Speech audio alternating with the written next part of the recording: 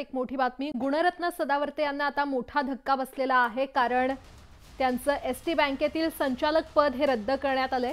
सहकार खात्याकडून सदावर्ते यांचं पद रद्द करण्यात आलेलं आहे। सदावर्ते दाम्पत्याला सहकार खात्यानं दणका दिलाय। सदावर्ते दाम्पत्याला सहकार खात्यानं हा मोठा दणका दिला असल्याचं पाहायला मिळतंय। दोघांचंही संचालक पद रद्द करण्यात आले। वार्षिक सर्वसाधारण सभेमध्ये बेकायदेशीर मंजूर केलेले पोट नियम रद्द करण्याची नामुष्की त्यांच्यावर ओढावली आहे आणि सदावर्ते दाम्पत्य यापुढे तज्ञ संचालक म्हणून बँकेवर आता राहू शकणार नाहीयेत। एसटी कामगार संघटनेचे अध्यक्ष संदीप शिंदे यांनी सहकार आयुक्तांकडे या संदर्भात तक्रार केली होती।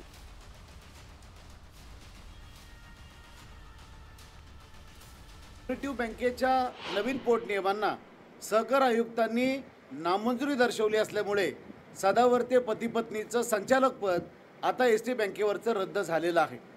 जेव्हापासून सदावर्तेंची सत्ता एसटी कोऑपरेटिव्ह बँकेवरती आली तेव्हापासून ही बँक खड्ड्यात घालण्याचा जणू काय त्यांनी निर्णयच घेतलेला होता।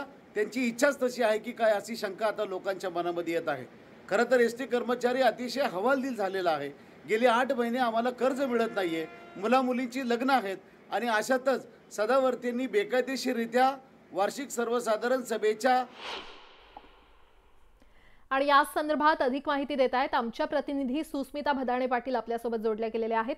सुस्मिता, सदावर्तेंना हा मोठा धक्का मानला जातोय। नक्कीच अतिशय महत्त्वाचं हे अपडेट म्हणावं लागेल। सदावर्ते दाम्पत्याला सहकार खात्याचा हा मोठा दणका मिळालेला आहे। दोघांचंही संचालक पद हे रद्द करण्यात आलेलं आहे। वार्षिक सर्वसाधारण सभेमध्ये बेकायदेशीर मंजूर केलेले सगळे पोट नियम सुद्धा यामुळे रद्द होणार आहेत आणि या दाम्पत्याला तज्ञ संचालक म्हणून आता बँकेवर राहता येणार नाहीये। एसटी कर्मचाऱ्यांनी वारंवार अशा पद्धतीच्या तक्रार केलेल्या होत्या आणि तक्रारींना कुठेतरी हे यश आलेलं आपल्याला पाहायला मिळते। एसटीच्या बाहेरच्या लोकांनी एसटी वरती सदस्यत्व ठेवू नये अशा पद्धतीचा मुद्दा जो आहे तो या निमित्तानं पुढे आलेला आहे आणि हा ठराव सुद्धा त्यांच्या एकूण संचालक पदाचा ठराव सुद्धा नामंजूर करण्यात आलेला असल्याने या दोन्ही व्यक्तींना आता सहकार खात्याचा हा मोठा दणका मिळाल्याचं संचालक पद त्यांचं रद्द झाल्याचं पाहायला मिळतंय।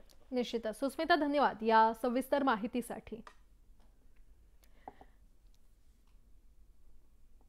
तर गुणरत्न सदावर्ते यांना हा मोठा धक्का। एसटी बँकेतील संचालक पद त्यांचं रद्द करण्यात आलेलं आहे।